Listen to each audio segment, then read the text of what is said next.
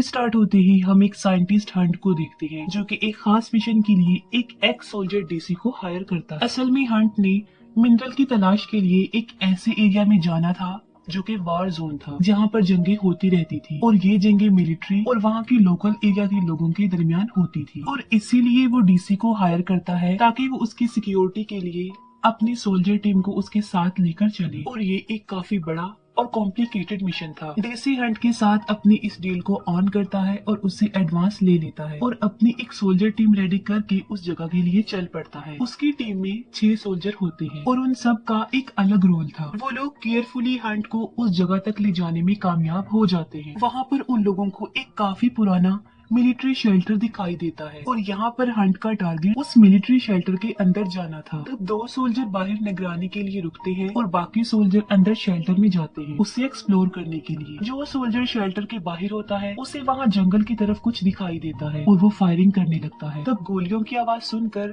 बाकी सोल्जर्स भी शेल्टर से बाहर आ जाते हैं, लेकिन उन्हें वहाँ पर कोई भी दिखाई नहीं देता। अचानक से उन्हें रेडियो पर एक तेज फ्रिक्वेंसी सुनाई देने लगती है जिससे वो डिस्टर्ब हो जाते हैं। तब एक सोल्जर रेडियो ऑफ करने की कोशिश करता है लेकिन उसके शोल्डर पे गोली लग जाती है और वो इंजर्ड हो जाता है। डीसी एक सोल्जर को जंगल की तरफ चेक करने के लिए भेजता है और एक दूसरा सोल्जर इंजर्ड सोल्जर के गंदे से गोली निकालता है। जंगल से वो सोल्जर वापस आकर बताता है कि वहाँ पर किसी चीज का कोई नामो निशान नहीं है। तब डीसी 2 सोल्जर्स को वहीं पर निगरानी करने के लिए छोड़ता है और बाकी सब फिर से शेल्टर के अंदर जाकर उसे एक्सप्लोर करने लगते हैं। शेल्टर में उन्हें एक जनरेटर मिलता है जिसे हंट ऑन कर लेता है। दूसरी तरफ 2 सोल्जर एक ऐसे रूम में पहुंचते हैं जहां पर बहुत सारे आदमियों की डेड बॉडीज पड़ी हुई थी और देखते ही देखते उन डेड बॉडीज में से एक हाथ बाहर आता है और वो चिल्ला चिल्ला कर डीसी को बुला लेते हैं। डेड बॉडीज के बीच में से उन्हें एक आदमी मिलता है जो कि जिंदा था, लेकिन वो कोई भी रिस्पांस नहीं कर रहा था। उसे देखकर साफ लग रहा था कि वो किसी गहरे सदमे में, वो काफी शॉक्ड नजर आ रहा था। आगे जाकर उन लोगों को पता चलता है कि वो मिलिट्री शेल्टर असल में नॉजिस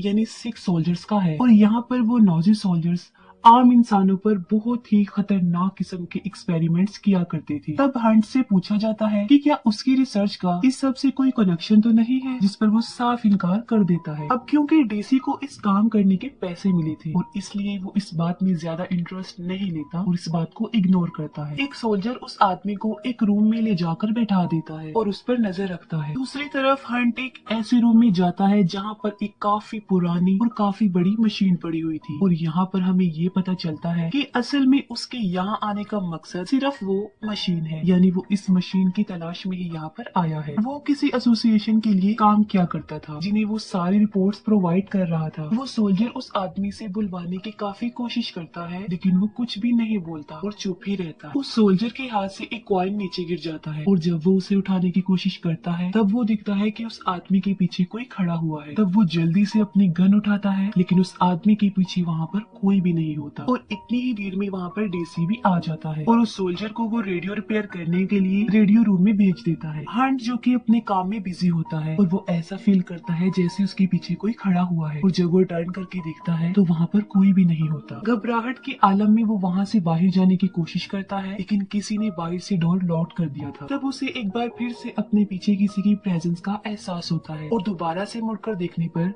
वहाँ कोई भी नहीं होता। इतनी ही देर में डीसी वहाँ पर पहुँच जाता है और दरवाजा खोल देता है। तब हंट उसे कहता है कि उसके सोल्जर्स उसके साथ मजाक कर रहे हैं। उस रूम में आकर डीसी को भी हंट के वहाँ आने का मकसद पता चल जाता है लेकिन उसे इस बात की समझ नहीं आ रही थी कि आखिर उस मशीन में ऐसा क्या है जो हंट अपनी जान की परवाह किए बगैर यहाँ पर आया है। तब हंट उसे बताता है कि सेकेंड वर्ल्ड वॉर के दौरान वो नॉजिस मिलिट्री इस मशीन को इस्तेमाल करके जंग जीतना चाहते थे और जिस रूम में उन आदमियों की डेड बॉडीज मिली थी उस रूम में इस मशीन की वजह से बनाई गई एनर्जी को कंट्रोल किया जाता था और वहाँ पर कलेक्ट किया जाता था और इस दौर में इन मशीनों का यूज नहीं किया जाता और अब वो काफी अनमोल हो गई है। एक दूसरे सोल्जर को उसी रूम से किसी की आवाज सुनाई देती है। जब वो चेक करता है तो उसे वहाँ पर एक इंजर्ड आदमी नजर आता है जो देखते ही देखते गायब हो जाता है। ये देखकर वो सोल्जर जल्दी से वहाँ से भागकर एक दूसरे सोल्जर के पास आ जाता है। वो समझ रहा था कि शायद उसने कोई गोस्ट देख लिया हो। एक सोल्जर रेडियो रूम में रेडियो ठीक कर रहा होता है और तभी अचानक से पूरे शेल्टर के सारे स्पीकर ऑन हो जाते हैं और वहाँ पर एक जर्मन सॉन्ग प्ले हो जाता है। तब वो सोल्जर उस रेडियो को बंद करने की काफी कोशिश करता है, लेकिन वो बंद नहीं होता। तब वहाँ पर शॉर्ट सर्किट होता है और रेडियो अपने आप ही बंद हो जाता है। शेल्टर के बाहर बॉम्ब गिरने की आवाज सुनाई देती है, लेकिन कोई भी ब्लास्ट नहीं होता। वो लोग देखते हैं कि पूरे जंगल में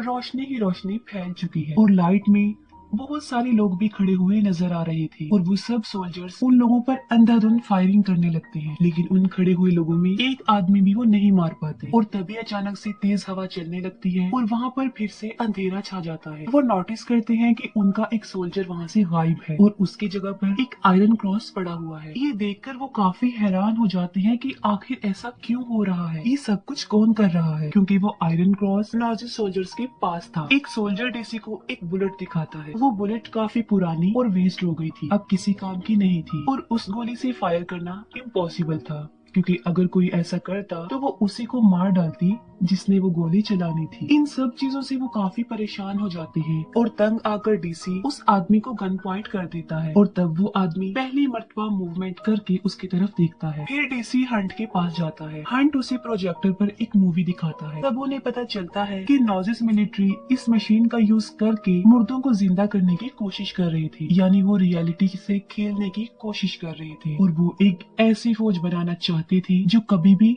ना मर सकती हो, यानी वो हमेशा के लिए अपना राज बनाना चाहते थे। इस प्रोसेस में उन्हें काफी सक्सेस भी होती है। वो सोल्जर्स को उस रूम में ले जाया करते थे जहाँ पर उस रूम से बनाई गई एनर्जी को जमा किया गया था। सोल्जर्स को वो एनर्जी देने के बाद वो उन्हें मार देते थे, लेकिन इसके बावजूद भी वो नहीं मरते थे। फिर जर्मन जंग हार गया और वो सारे एक्सपेरिमेंट्स बंद हो गए, लेकिन वो सारे सोल्जर्स अभी तक वहाँ पर फंसे हुए हैं और जो भी वहाँ पर आया करता था वो सोल्जर उसे मार देते थे, क्योंकि असल में उन्हें इसी मकसद के लिए ट्रेन किया गया था। ये सुनते ही डीसी वहाँ से निकलने का ऑर्डर देता है। तब हंट उसे बताता है कि वो इतनी आसानी से यहाँ से नहीं निकल सकते, क्योंकि जिस ऑर्गेनाइजेशन के लिए वो काम कर रहा था उनके पास उन सब सोल्जर्स का बायोडाटा था और अगर वो इस मिशन को अधूरा छोड़कर वहाँ से चले गए तो वो उनकी फैमिलीज को मार डालेंगे। हंटू से बताता है कि उसने सोल्जर्स की एक और टीम को यहाँ पर बुलाया है और वो कुछ देर में यहाँ पर आने वाले हैं। तभी डीसी को किसी के चिल्लाने की आवाज आती है। जब वो चेक करता है तब उसे पता चलता है कि ये वही सोल्जर है जो गायब हुआ था और उसकी आवाज जंगल में से आ रही थी। वो 6 सोल्जर उसे टॉर्चर कर मार रहे थे और वो लोग अब काफी अलर्ट हो जाते हैं। नीचे हंट को मैसेज रिसीव होता है कि दूसरी सोल्जर टीम को वहां पहुंचने में तकरीबन 72 घंटे लग जाएंगे, लेकिन वो इस बात को किसी से शेयर नहीं करता और हाइड रखता। ऊपर सब लोग छुप कर बैठे थे। तभी अचानक से एक 6 सोल्जर वहां पर आता है और एक सोल्जर को दबोच लेता है और वो उसे मार डालते हैं। सुबह उन्हें 2 सोल्जर्स की बॉडी सर से जुड़ी हुई मिलती है। वो उन लोगों के लिए वार्निंग का एक क्लू था। एक सोल्जर की आंख में उन्होंने बुलेट घुसाई हुई थी। ये देखकर डीसी वहाँ से निकलने के लिए ऑर्डर दे देता है और वो एक दूसरे सोल्जर को हंट के पास उसे बुलाने के लिए भेजता है। वो सोल्जर हंट को बुलाने जाता है, तभी एक 6 सोल्जर वहाँ आकर एक पिकेक से उसे उठाकर दीवार से चिपका देता है और बाद में उसे क्रश कर देता है और जान से मार डालता है। हंट गन उठाकर उसे शूट करता है, लेकिन उसका उस पर कोई असर नहीं होता। गोली की आवाज सुनकर बाकी सोल्जर्स भी वहाँ पर आ जाते हैं और वो भी उसे शूट करने लगते हैं, लेकिन देखते ही देखते वो वहाँ से गायब हो जाता है। हंट बाकियों को भी वो मूवी दिखाता है, लेकिन वो कोई भी भूतों पर ट्रस्ट नहीं करते थे और तभी उस मूवी में उन्हें वही आदमी नजर आता है जो कि उन्हें मिला था और वो भी एक सोल्जर था जिसका नाम ब्रीथर था। ये देखकर एक सोल्जर उसे जान से मार डालता है। हालांकि उसके सर में गोली लगती है,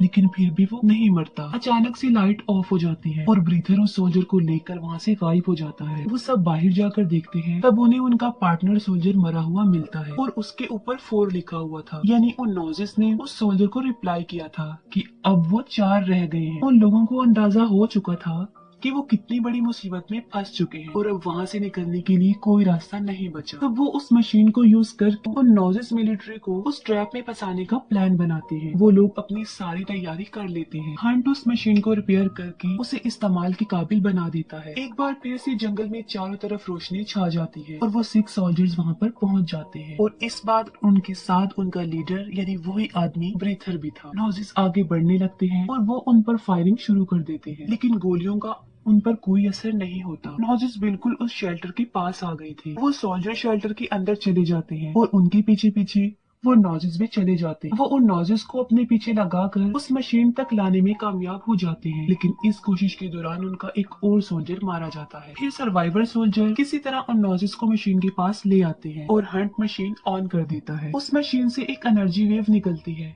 जिससे सारे नॉजेस बेजान हो जाते हैं। वो लोग अपने इस स्ट्रगल से खुश हो जाते हैं, लेकिन तभी वहाँ पर शॉर्ट सर्किट हो जाता है और वो मशीन ऑफ हो जाती है। मशीन के बंद होते ही वो सारे नॉजेस फिर से एक्टिव हो जाते हैं और एक सोल्जर को पकड़ के वो मार डालते हैं। डीसी हंट के साथ एक रूम में घुसकर खुद को लॉक कर लेता है, लेकिन वो अब काफी इंजर्ड हो चुका था। हंट उसे वेंटिलेशन पाइप के जरिए वहाँ से बाहर निकलने के लिए कहता है, लेकिन वो चल नहीं सकता था और यही वजह है कि वो हंट को जाने देता है और खुद उन नॉजी सोल्जर्स का मुकाबला करता है, लेकिन वो भी मारा जाता है। दूसरी तरफ हंट पाइप के जरिए डेड बॉडीज वाली रूम तक पहुंच जाता है, लेकिन वहाँ पर ब्रीथर उसका पहले से ही वेट कर रहा था और हंट भी मारा जाता है। दूसरी सोल्जर टीम भी वहाँ पर पहुंच जाती है और उन लोगों के साथ भी वही होता है जो उनसे पहले आने वाली सोल्जर्स के साथ हो चुका था और उनके